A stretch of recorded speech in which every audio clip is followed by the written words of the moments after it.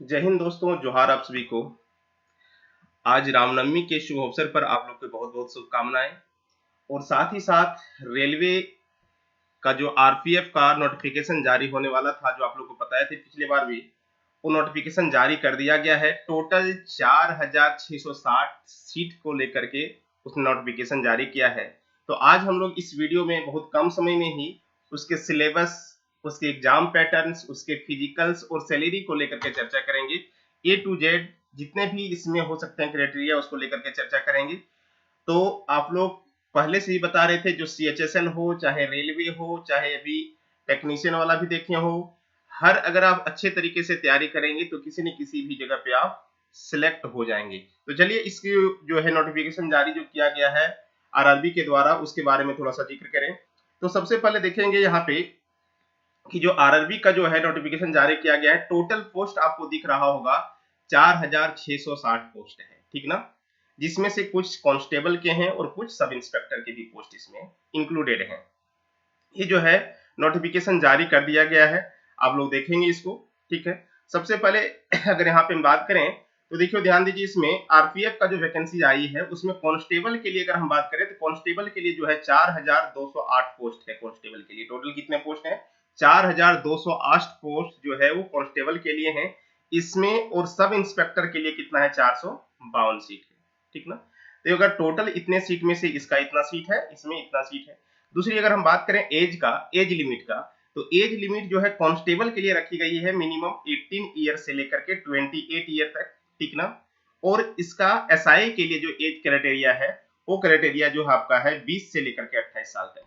हाँ, ध्यान में रखना है कि एज का जो काउंट होगा आपको किस समय देखा जाएगा, तो 1/7/2024 से रिलेटेड जो है एज को मापा जाएगा, ठीक ना, मापदंड जो किया जाएगा एज का। दूसरी अगर बात करें इसका क्वालिफिकेशन का, कांस्टेबल का जो क्वालिफिकेशन होगा, यहाँ पे लिखे नहीं है लेकिन जिक्र कर देते हैं, कांस्टेबल का जो क्वालिफिकेशन होगा, किसी भी बोर्ड से आप 10th पास होना चाहिए। क्या चीज? 10th। अगर आप 10th पास हैं तो कांस्टेबल का फॉर्म से आप भर सकते हैं। सब इंस्पेक्टर के लिए आपका जो है ग्रेजुएशन होना कंपलसरी है। सब इंस्पेक्टर के फॉर्म को भरने के लिए, फिलअप करने के लिए आपको ग्रेजुएशन होना पड़ेगा। इसका जो है क्वालिफिकेशन का क्राइटेरिया ये है, किसी भी यूनिवर्सिटी से आपको ग्रेजुएशन होना चाहिए, यहाँ पे 10th होना चाहिए। क्लियर है? पे स्केल का अगर हम बात करें तो पे स्केल का है, पे लेवल अगर हम बात करें तो पे लेवल 3 है, इसमें पे लेवल 3 है।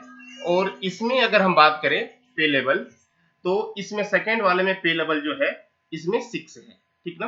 पे लेवल 6 है सब इंस्पेक्टर में।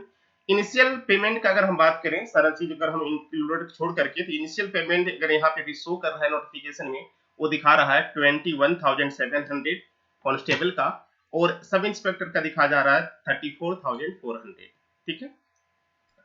अब यहाँ पे ये सारी चीजें देखेंगे। यहाँ पे सबसे मेन जो है, ये फॉर्म भरने का जो है डेट कब से कब तक है, तो देखो ध्यान देना कि ओपनिंग जो डेट है वो 15 अप्रैल से स्टार्ट हो गया है। अभी आज हो गया कौन सा?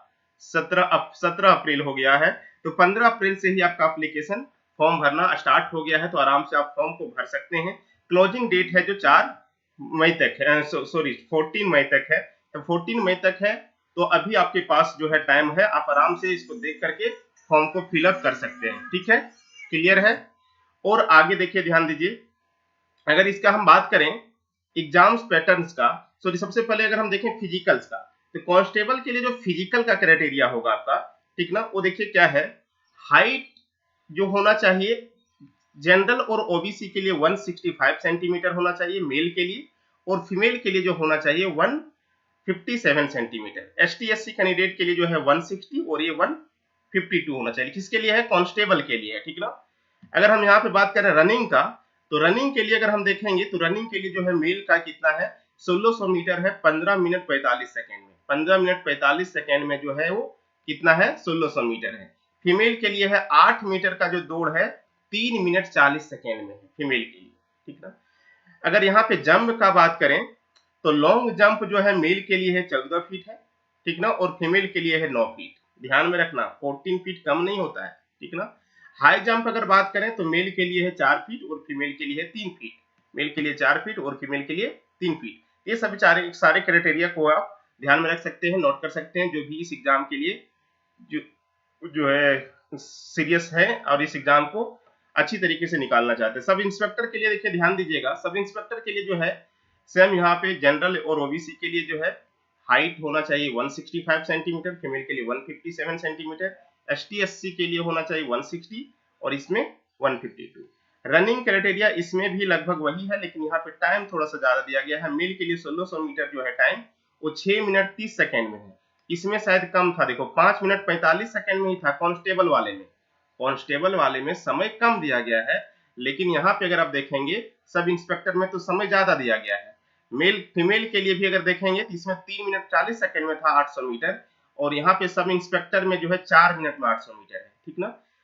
हाई जंप में भी जो है उसमें 14 फीट था मेल के लिए, यहाँ पे कितना है, जैसे लॉन्ग जंप में जो है वहां पे 14 फीट था, यहाँ पे 12 फीट है, इसमें 9 फीट है।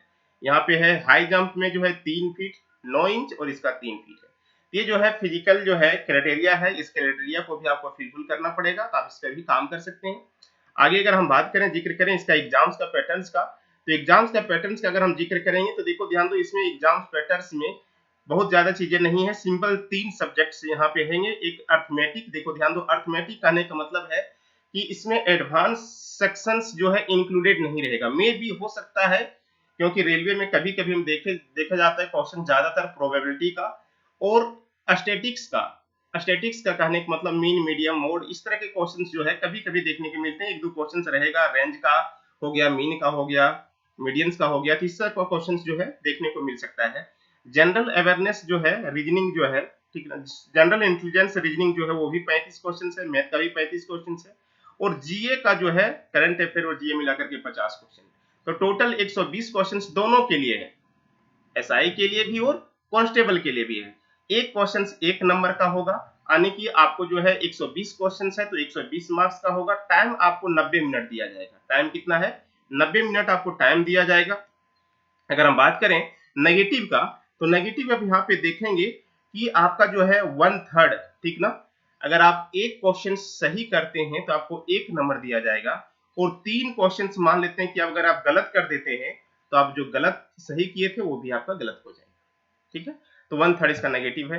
हाँ, ध्यान में रखना कि अगर आप एग्जाम्स निकालते हैं, एग्जाम्स पास करते हैं, तो आपको जो है वैकेंसी जो है जितनी है उसका लगभग 10 गुना वैकेंसी जो है फिजिकल के लिए अलाउ किया जाएगा, और आपको फिर यहाँ पे फिजिकल का जो क्राइटेरिया था उस क्राइटेरिया में फिलफिल करना पड़ेगा। तो यहाँ पे जो था सारा प्रोसेस ये था।